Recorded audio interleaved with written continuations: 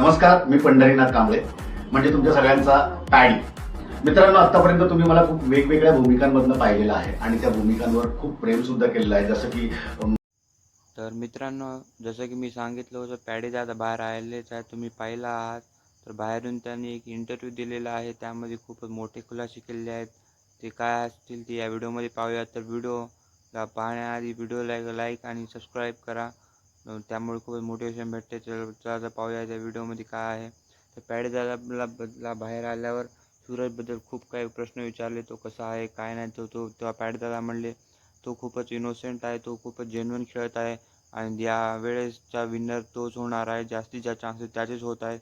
त्यामध्ये खूपच चांगले रिलेशन होते, म्हणजे प्रेक्षकही खूप प्रेम करत होते आमच्यावर.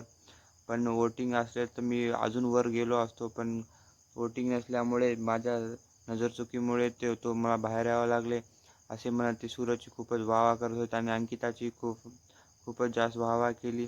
व त्यानंतर रिपोर्टरने काही प्रश्न विचारले. एका शब्दात तुम्ही सूरजचे डिस्क्रिप्शन करा, तर त्यांनी म्हणले तो इनोसेंट असे म्हणजे आणि चॅम्पियन असे म्हणत म्हणत त्यांनी सूरजची अजून तारीफ केली व बाहेर आल्यावरही तो जसं मोठा भाऊ आहे तसे त्याला गाईड करणार असे म्हणू लागले पॅडदादाने. व घरातल्या काही माणसांची सुद्धा त्यांनी सच्चाई सांगितली व पाठीमागे काय चालू आहे ते पण सांगितले. अशा प्रकारे पॅडदादा ने खूप इंटरव्ह्यू दे खूप काही गोष्टी क्लिअर केलेल्या आहेत.